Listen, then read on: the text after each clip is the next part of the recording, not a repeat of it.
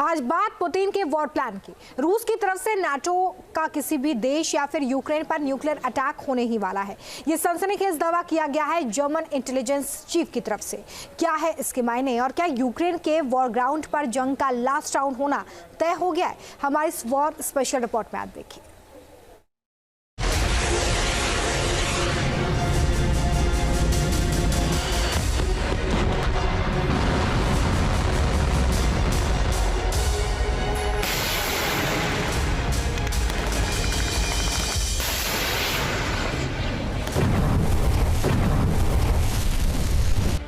रूस यूक्रेन की जंग में किसका जीत के साथ होगा जयघोष?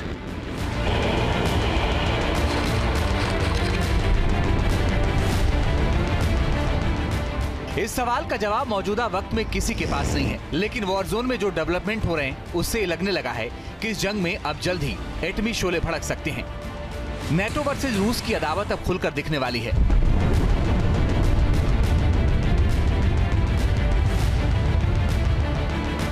अंतिम जंग की रणभेरी जल्दी ही बजने वाली है।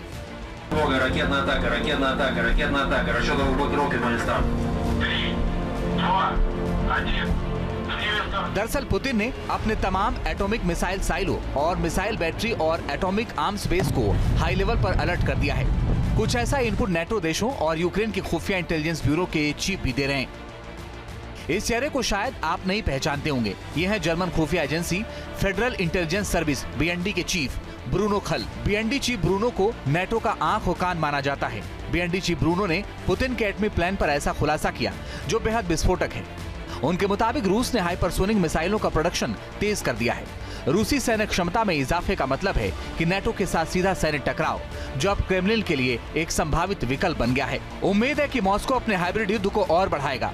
रूस की तरफ से एटमी हमले से ये जोखिम बढ़ जाता है कि नेटो अपने आर्टिकल 5 को एक्टिव कर दे।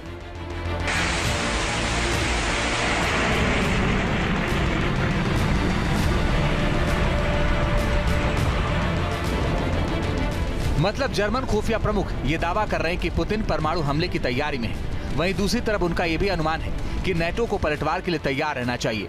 मतलब रूस ने किसी भी नेटो देश को टारगेट किया तो उन्हें तीखे पलटवार के लिए तैयार रहना चाहिए। अब समझिए कि आखिर नेटो का आर्टिकल 5 क्या है। नेटो अलायंस का डिफेंस क्लाउज आर्टिकल 5 ये कहता है कि अगर नेटो के किसी सदस्य पर हमला होता है तो गठबंधन के दूसरे मेंबर उसे जवाब देने में मदद करने के लिए बाध्य हैं।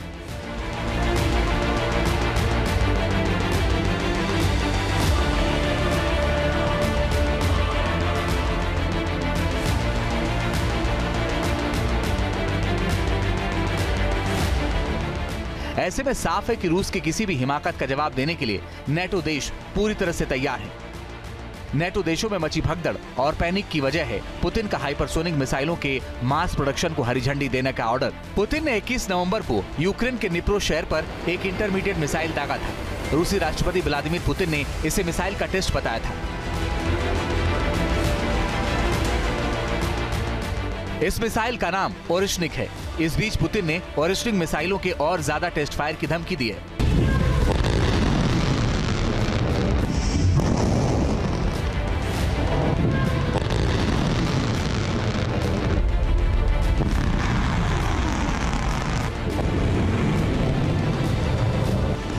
दरअसल पुतिन का ऐसा सख्त रुख 18 नवंबर को बाइडेन की तरफ से यूक्रेन को रूस पर अमेरिकी हथियारों से हमला करने की मंजूरी देने के बाद सामने आया है। इसके बाद दोनों पक्षों के बीच संघर्ष बढ़ गया है।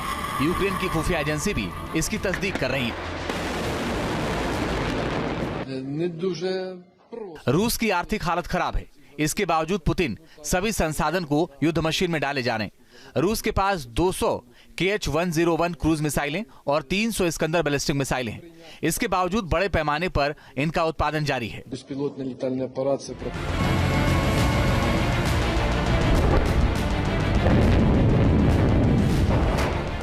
साफ है कि रूस यूक्रेन के वॉर जोन में तनाव चरम पर पहुंच गया है।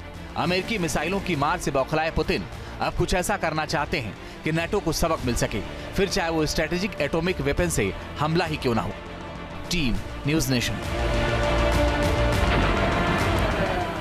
न्यूज नेशन अब व्हाट्सएप पर खबरों की ताजा अपडेट के लिए न्यूज नेशन के इस QR कोड को स्कैन करें।